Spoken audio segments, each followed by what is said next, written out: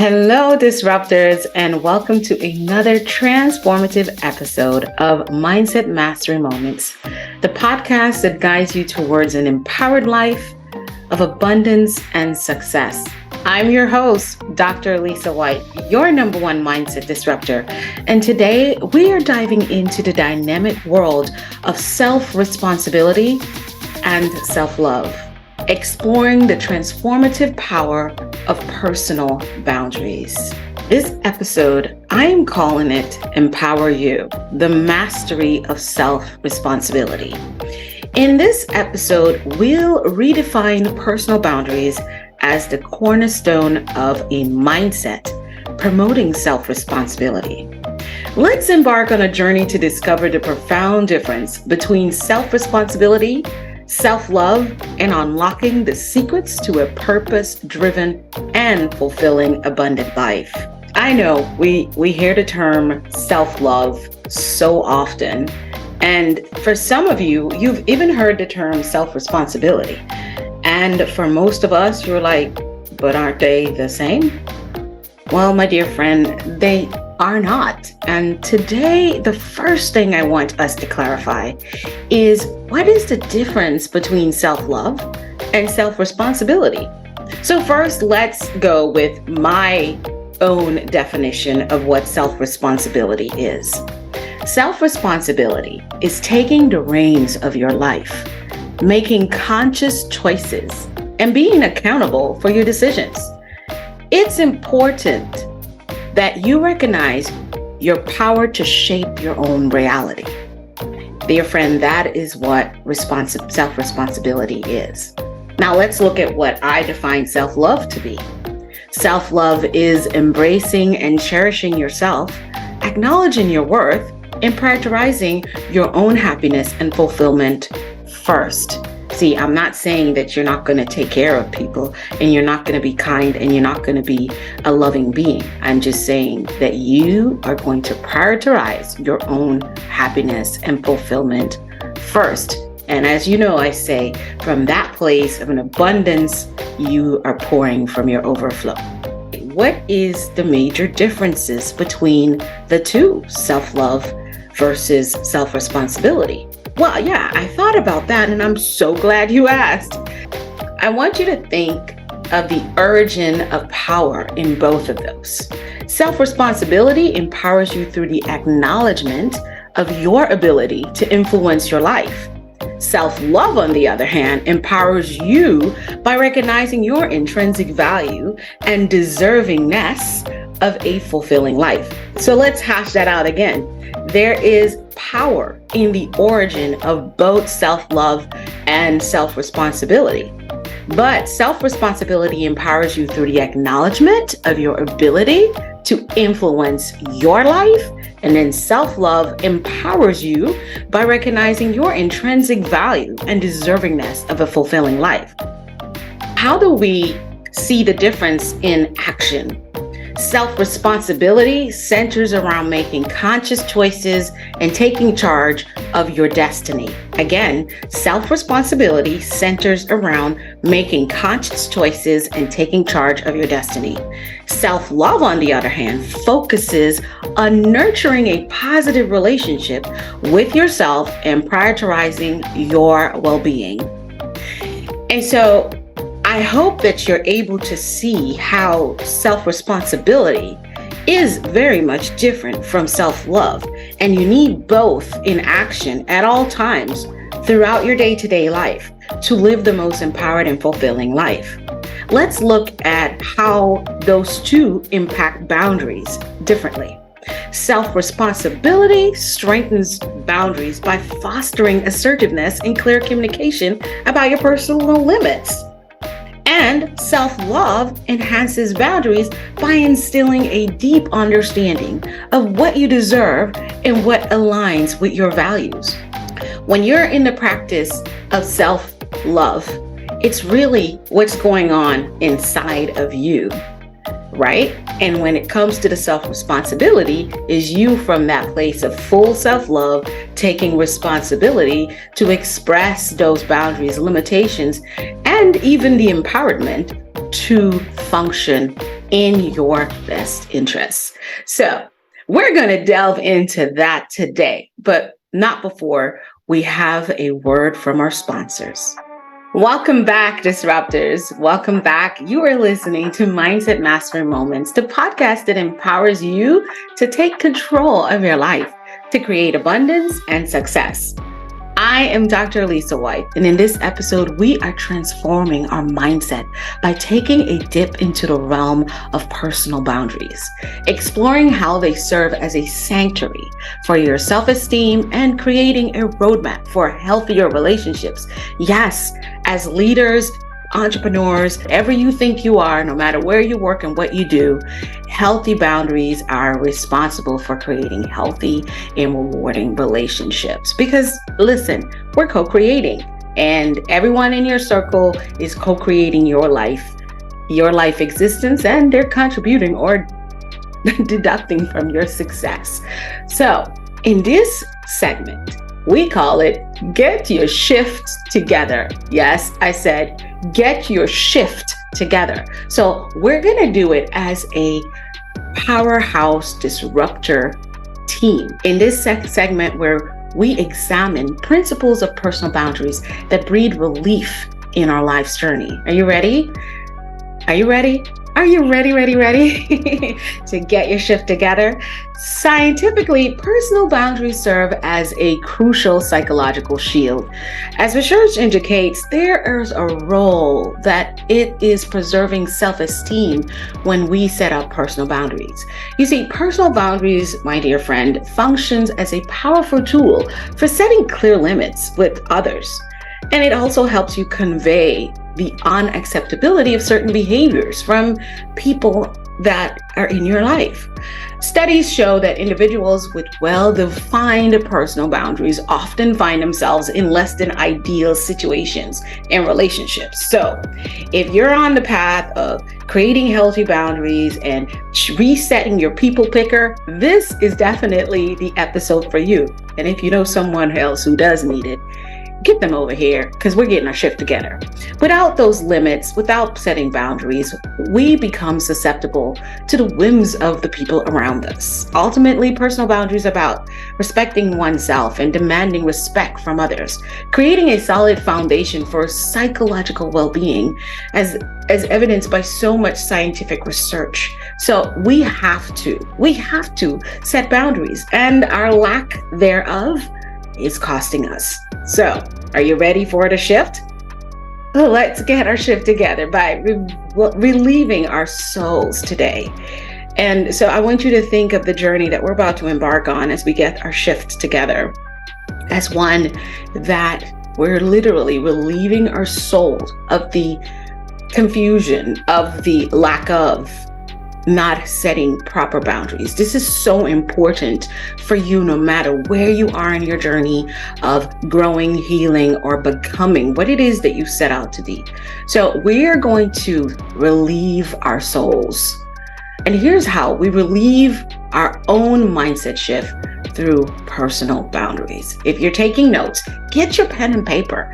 I'm in a bit of a teaching mode, and I want us to delve in with a clear conscience that this is my time, and this is where I am going to ensure that I win. Are you ready? Number one, I'm going to challenge you to value yourself. No, I didn't just say get your nails done, get your pedicure done. I'm not just saying buy yourself that shirt. Boy, go get that car you always wanted. No, we're saying value yourself. And the mindset shift that we need is to move from dependency to empowerment. We're moving from dependency to empowerment as we value ourselves. I want you to own this truth. You have the ability to set your own boundaries as you see fit. Few people will treat you better than you demand, or let's just face it, you treat yourself. So instead of relying on external validation, I want to encourage you to embrace your worth. Recognize that taking responsibility for your own well-being empowers you to define your value. So we're shifting from dependency to empowerment. Empower yourself to not rely on external validation. Embrace your worth from within and recognize that taking responsibility is really your power. So you get to define your own values in this first step. We're shifting. We're getting our shift together. Own the truth that you have the responsibility to set your boundaries as you see fit. No one else does. Now, as I encourage us to rely less on external validation, I want you to own the fact that human beings, we have a need to be seen, be heard, and know that we matter. Don't ignore that fact. But if your people picker is off and you keep surrounding yourself in environments where people are not growing and not evolving, or they just don't see you, you will not experience that, and you will continue to give your power away for them to validate you, and it will be the chase of a lifetime, the one where it never stops. It's a hamster wheel. So number one, I want you to value yourself and make the shift from dependency to being empowered. Number two, define yourself. And the mindset shift we're making here is from surrender to self-declaration. Yes, there's so many times I found myself in surrender, and I love the essence of what surrender means. But what am I surrendering to was the big issue for me. While I was surrendered to my own journey, my own purpose, and my path, I found myself surrendering to whatever was served up by anyone, and really just kind of going along with it. Yes, as empowered as I've been all my life and valiantly blazing my own trail, I was in surrender to things and people and ways of being that did not serve my highest good. And so the self-declaration is where now you're taking it in your own arms. So I went from surrendering to, here's who I am, and here's how I would like to show the world that I'm here, that I'm alive, and that I matter, and that also you matter to me, and how I will function and relate with you. That's a very different stance, isn't it? So here, the truth that I want you to own is that you get to decide who you are, what you want to be, and how you deserve to be treated. Yes, defining yourself is deciding who you are, what you want to be, and how you deserve to be treated. And so the relief that comes with that is refusing to let societal expectations dictate your identity. So in defining yourself, you're doing so and becoming more authentic. And guess what? Others will do that with you when you are clear on who you are. And when I talk about refusing to let societal expectations dictate your identity, I truly mean that. I look around the world today, and so many of us are following so many trends, even in places where we don't have to and we don't need to. And this is because we don't know our own value, and we have not set a clear definition of who we are and why we're here and how we want to show up in the world. And so we're literally following what is given us. Everyone's getting a kind of surgery, we go for it. Everyone's using a certain medication, we're going for it. And yeah, I'm talking about semaglutide. I've been doing some research to see if this has anything that it would support me. And I'm not going against or for. What I'm saying is, many of us don't do that. We have not decided on whether this particular way of being, this drug, this surgery, this music, this way of presenting ourselves in public, this way of who we date and how we date, this way of how we interact sexually, we have not decided how that is truly in definition of who we are and how we want to show up in the world. And so I am betting on you to define yourself. Make a shift from surrendering to societal norms that dictate your identity to self-declaration. You see, I am Dr. Alisa Whyte, your #1 mindset disruptor, and I am wildly passionate about helping ambitious game changers connect with their true values, core beliefs, and from there create a purpose-grounded vision and roadmap to your life and your career, whatever that is for you. And then live your most abundant life. That's how I get to show up. In that little statement is a whole lot of things, including this podcast. But even when I do my podcast, I do it the way that's in alignment with me. I am not under any pressure to do it a certain way that some of my wonderful friends and colleagues are doing it, because I know that they're doing excellent, but they're showing up in their podcast the way that they are supposed to. And so I must do the same. I must be clear by defining myself. And everything that I do comes in alignment. Everyone I pick comes in alignment with that. It sounds really selfish, didn't it? No, it is self-full. Repeat after me. It is self-full. And when you're full in your essence, then you pour your romantic, beautiful, sexy being out into the world. Yeah, I said sexy being because it is so sexy when people are walking in their purpose and they have a clear identity. Number 3, place a priority on yourself. Place a priority on yourself. And what is the mindset shift as we get our shift together? Go from sacrifice to self-nurture. I said, go from sacrifice to self-nurture. Yes, dear friends, so many of us think we were born to be Jesus. We were here to save everyone and make everything work. We're here to ensure that no one ever gets hurt and no one is ever in lack. Sweetheart, Jesus didn't even try it. I remember, if you're religious and you've read the Bible before, even he said, let this cup pass from me. Jesus is like, bruh, Henry, let's go here. Jesus is like, bruh, look here, Father. Look here, Daddy, boo-boo. This thing here, I'm not feeling it. My body, my soul is tired. I do not want to do this. But look, if I got to, I guess, literally. And Jesus was Jesus, and he said, nah, I don't want to be a sacrifice if I don't have to, but I guess. So who told you needed to show up in other people's lives as Jesus? So the shift is going from sacrifice to self-nurture, and it looks very, very different. Own this truth. Others are important. Yes, they are, but not more important than you. Own this truth that others are important, but they are not more important than you. Taking care of yourself, my dear, first, it is a position that you care for others effectively. If you are taking care of yourself, you are in a better position to take care of others effectively. That's the truth I want you to own. And I also want you to relieve yourself that when you prioritize your self-care without guilt, without keywords, without guilt. Hello. Hey, girlfriend. Hey, dad. Hey. Do it without guilt. Recognize that a well-nurtured you contributes more positively to the relationships and your responsibilities. Yes.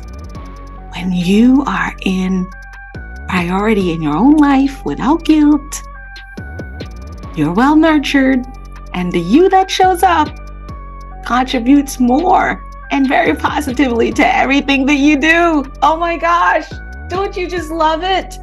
Can you see how that makes sense? Let's think about it. Let's think about it. We have to get an oil change for our cars every 5,000 miles. I think they bumped it up to 8,000. I'm not sure. I just kind of noticed that the other day, or within 3 months. And when the oil is low on the car, the things get a little rusty, things are not smooth. Or let's just even think about the tire rotation. It's like, what the heck? When they tighten up when they do the oil change, the rotation, tighten up everything, and the car just feels like, oh man, I just fell in love with my car here for like another month or two. It feels like, you just kind of got that little new car feeling when you leave the mechanic's shop after they do that. So with that, it's like, oh my gosh, I absolutely love this. And so that is the same for you. Listen, we will dive into the remainder of these new mindset shifts after a word from our sponsors. We're back with Mindset Master Moments. Hey, I'm Dr. Alisa. And today we are getting our shift together with understanding how we can empower ourselves in self-responsibility. So let's talk about mindset shift number 4. And that is where we set limits. Yes, we must set limits. And this shift will take us from permissiveness to conscious acceptance. We're going from permissiveness to conscious acceptance. And so permissiveness, in this case, we're talking about where we just kind of anything goes.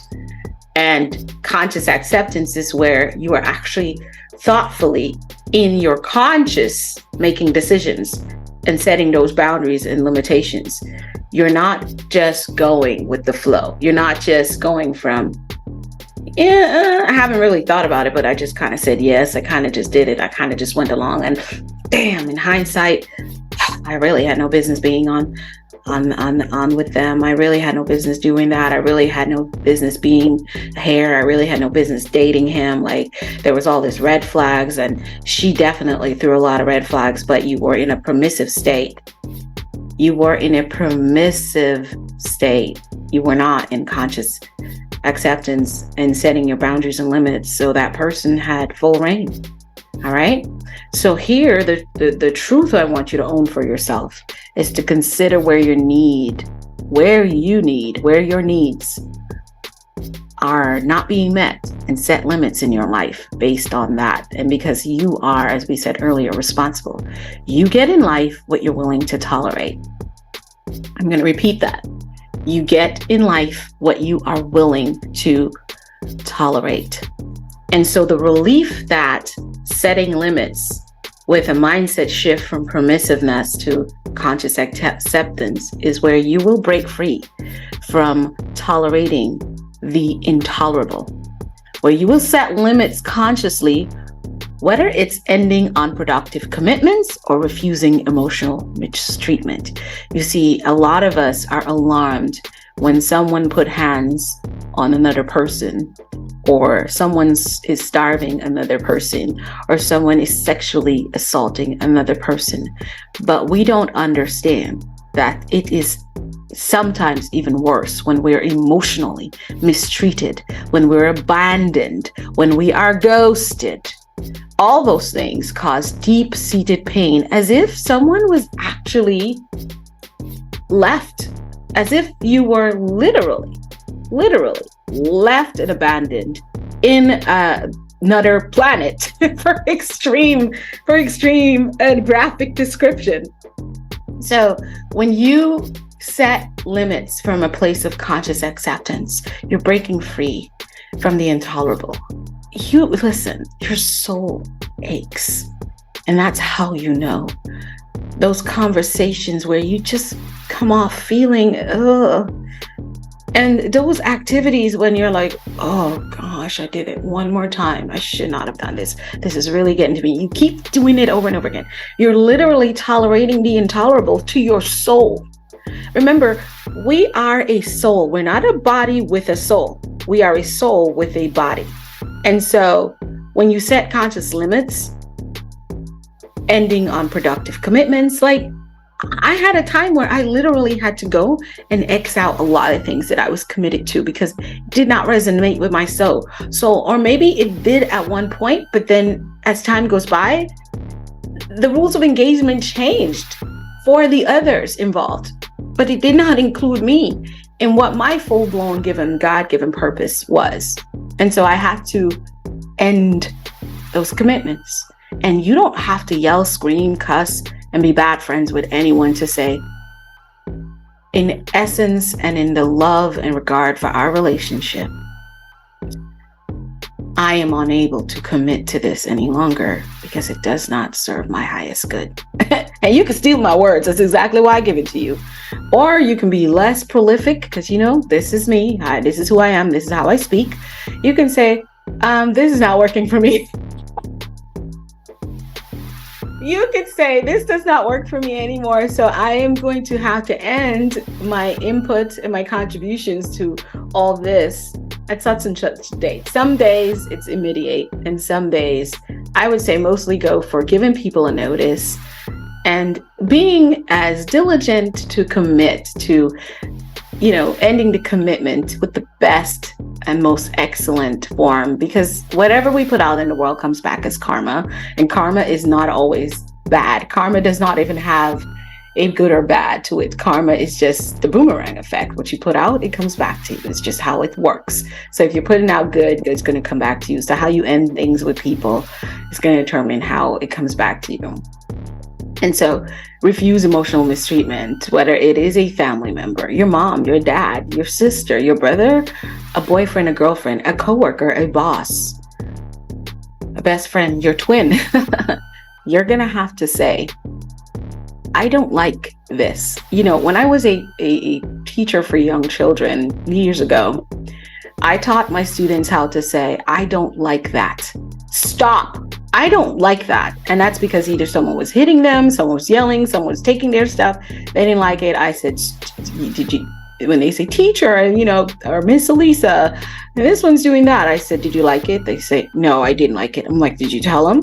Because we already had this conversation as a class, as a family, as a school family, that we're going to let you know when we don't like something. And so did you tell them? No. Okay, well, let's go over there. And I go behind my young student and say, go ahead and tell them, you hit me and I don't like it when you hit me.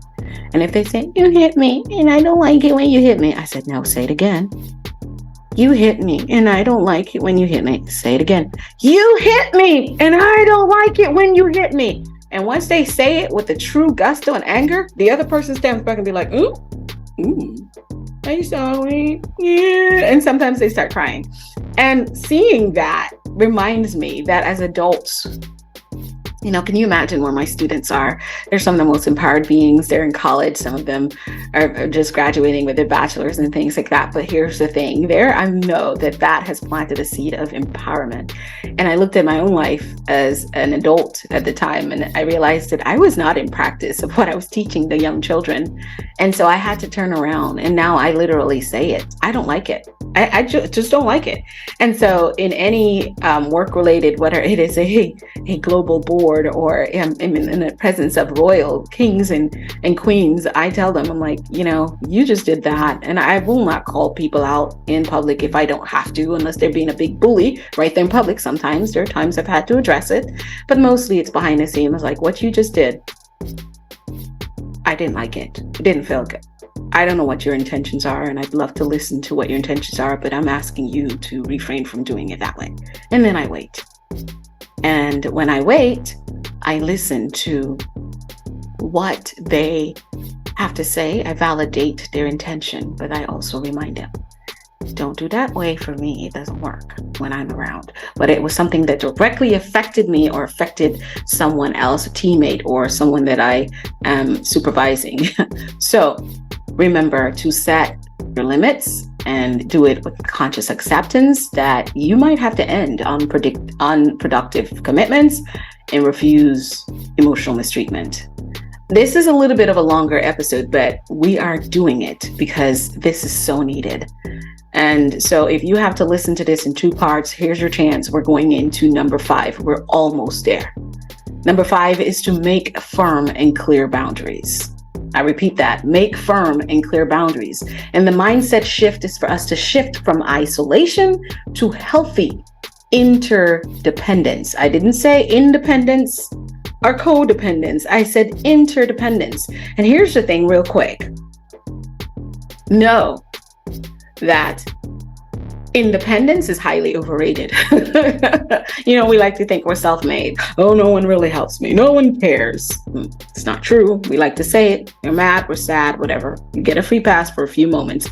But I always say when we're disrupting limiting beliefs, it's first to ask yourself, is this truly true? Look for proof. You don't really find any because there's always people, whether it's a stranger in Walmart that was kind to you, that helped you, catch your keys and brought it to you because you left it on the little shelf in the store, or you left it at the cashier's cash register. There's always someone helping us. So we are not, and no man is an island, no man or woman is an island. And so there's isolation a lot of times in truths. But And then there's the codependence where we feel like we can't go on without having so-and-so or these group of people or these things, because sometimes codependence is not just with people. A lot of people think they're independent, but they're very codependent on certain things. And boy, am I learning that lesson. So healthy interdependence is what we're shifting from. Yep, we're getting our shift together, making firm and clear boundaries. And number 5, here's the truth that I want you to own. Make your boundaries reasonable but clear. Make your boundaries reasonable but clear. It's possible to have boundaries that are too strict. I'm going to tell you it is a possibility. Some people do it. We go from one extreme to the next. And that is why I say don't go for 100% independence and don't even attempt to go for codependence. Neither of the two works. It's the word interdependence, where you understand that you have to coexist, co-work, co-live, co-build, co-be with other people. But when you don't have those boundaries that are clear and reasonable, you're functioning on autopilot. And that's why things aren't coming out the way you need them to ultimately be successful in what it is that you say you want to do. It's possible to have boundaries that are too strict is what I'm saying. And I want you to own that truth. But here's where the relief comes. The relief comes when you foster healthy connections by communicating transparently. Transparent communication is not the truth as brutal honest, because a lot of times we're just running our mouth and going off with haste and anger and frustration. We wait until it's gotten that far.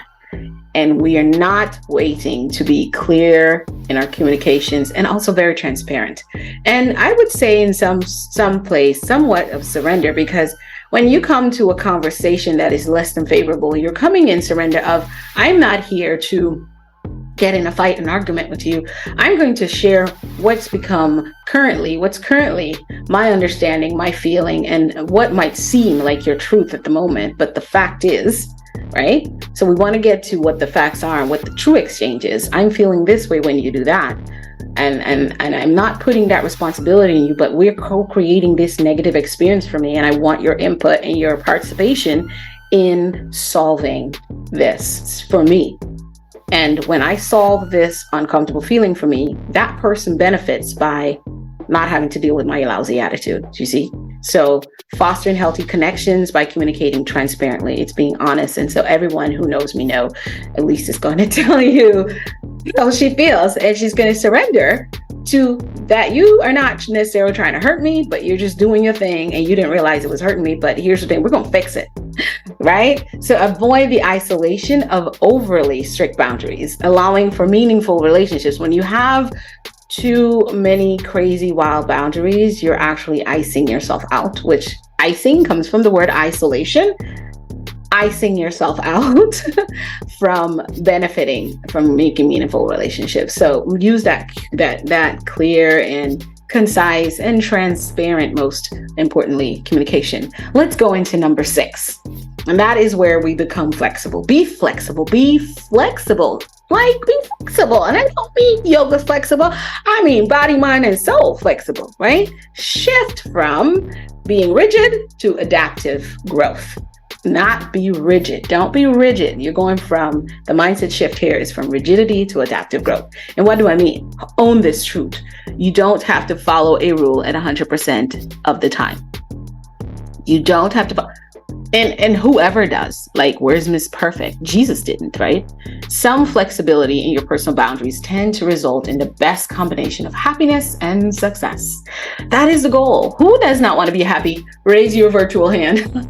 Don't know anyone who does not want success. I don't know. Even the gangbangers want success in their gangbanging activities. Everyone wants success. I'm not condoning gangbanging, but I'm just saying, we don't get up and do and be for failure. Who does? No one does. Like, I know no one except someone who is literally, suffering with a mental health issue, right? So The truth that I want you to own is you don't have to follow the rule at 100% of the time, and flexibility in your personal boundary is the best combination for happiness and success. And then the relief that will come from being flexible is you embracing the power of flexibility. It's not about being rigid, but adapting to situations that align with your values and your goals. This is why we said in the beginning, value yourself. And number 2, define yourself, because once you know those things, now you're able to align, and then you can have flexibility. Well, you know what? Now you're making it from a conscious place, as we said in number 4, conscious acceptance, that, you know what? Here's the reality.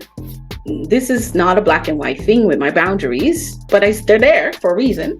So I'm going to observe and value consciously how does this really align with my values and goals. And woohoo, guess what? If you're feeling convicted and you're like, oh, this is going to be a lot of work.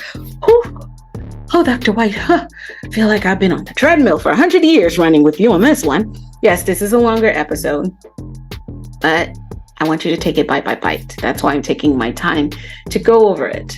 Number 7 is learn to say no. A bit of a masterclass, much? Yes, it is. We're at number 7 of our mindset shift. We're getting our shift together. Learn to say no. No. We did that last week, the art of saying no. If you didn't listen to that podcast, number 7 is, we broke it all down, let me tell you. Mindset shift that we're making here as we learn to say no is from people pleasing to self-care. From people pleasing to self-care. And again, I'm not going to go on and on number 7 because we have a whole episode on that. It's about 20 minutes. And the truth that I want us to own here as we make this mindset shift together is that boundaries are limits on what you'll accept from others. That's all they really are. Boundaries are limits on what you are willing to accept from others. And when people get on over there, you got to say, hey, friend, the line is here. And honey, you're over here. Get back behind the line, please. Okay, thank you. Bye. Avoid a tendency to make everyone else happy, because it's not possible. I know I have some people in my life who I love dearly that remind me so much of an old version of myself, 8 or 10 years ago self, and I've become so much better, is that I'm not interested in making everybody happy. What I've become madly and wildly passionate about is contributing to your happiness the best I can without sacrificing myself. I am wildly passionate about contributing to your success, your wins, and your abundance as much as I can, as much as you will let me, and as much as this life and my purpose is designed to contribute to your journey. And I mean that for the people I love the most. So it made it so much easier when I took the boundaries of saying, this is my darling boo thing, and he is just doing something that, I don't know, this is not going to work. I know him. I know where this is going. I've been there, done that. But guess what? He has my full support, and I'm going to stand behind it. And I will not tell him I told you so. I'll have a clear, like I said, transparent conversation about, hey, I don't feel comfortable. Here's my fear. But I trust you, and I love you enough to let you do what's best for you. And I still be here. That's what my commitment is to the people I love.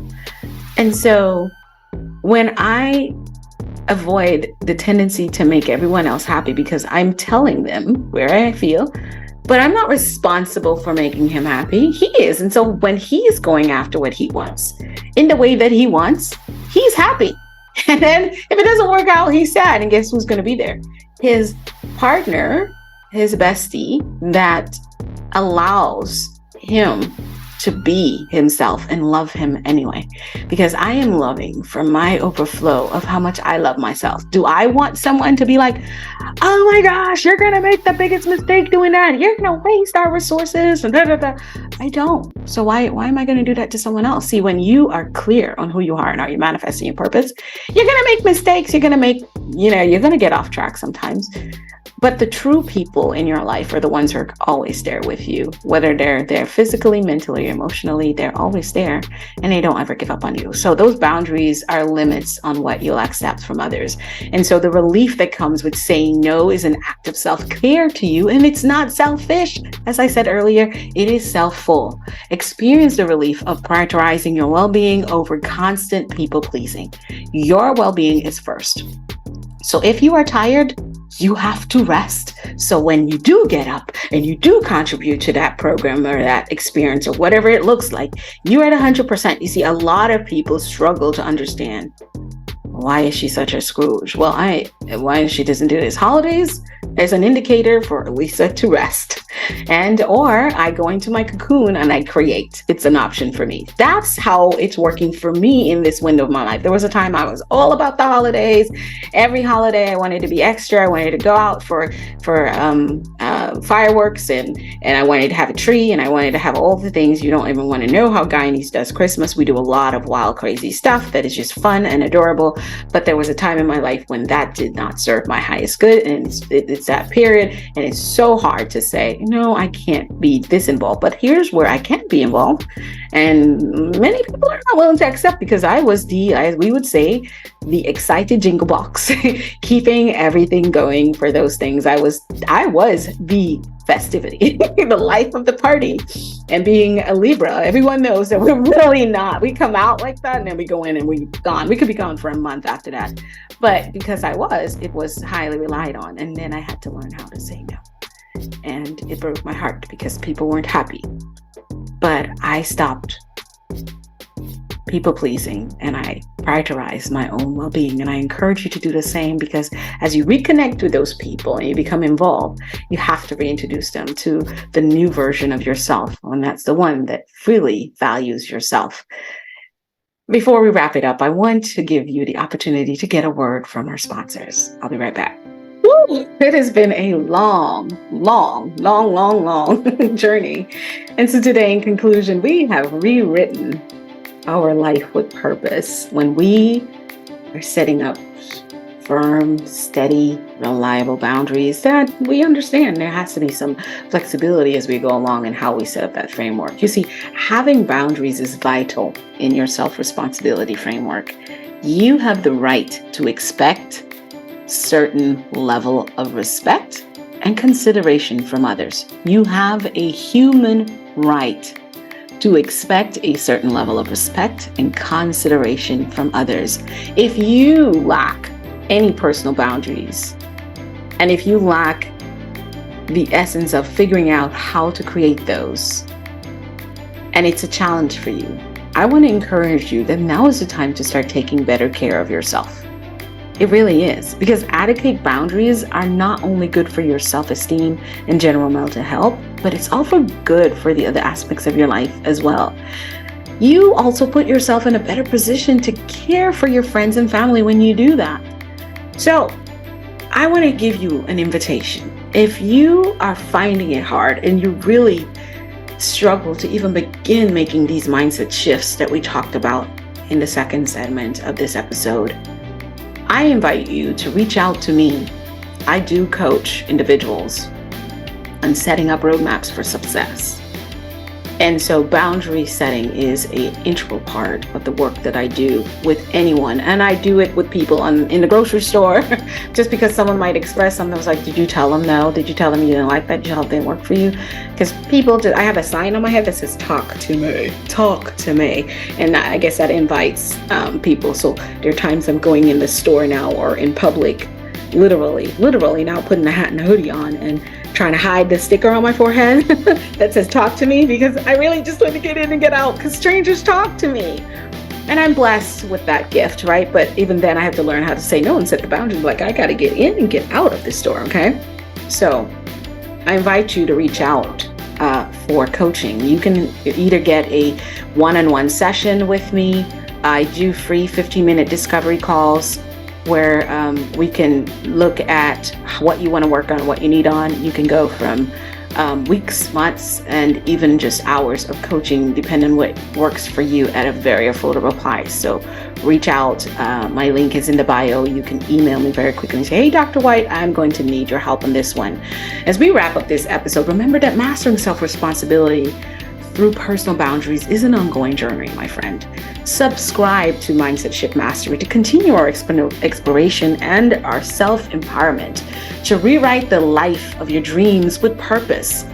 Let's continue to disrupt the status quo and remember that every single thing begins with your thoughts, and it is laced by your feelings. Thoughts, you think, you speak, you do, become. What you think is what you begin to speak into existence as a co-creator, as a godlike being on this planet. And then it's how you operate, because now you thought it, you spoke about it, and now you started to create the existence and showing and bringing it into reality in your being. And then that's what you become. Those are the results you get. So think, speak, do, become, laced and threaded with a whole bunch of feelings and emotions. I encourage you, my dear friend, to live passionately on purpose. And remember that your journey to an empowered life starts right here, right now with me every Monday. Thank you for joining me on Mindset Master Moments. I'm Dr. Alisa Whyte, and I am out. Bye-bye now.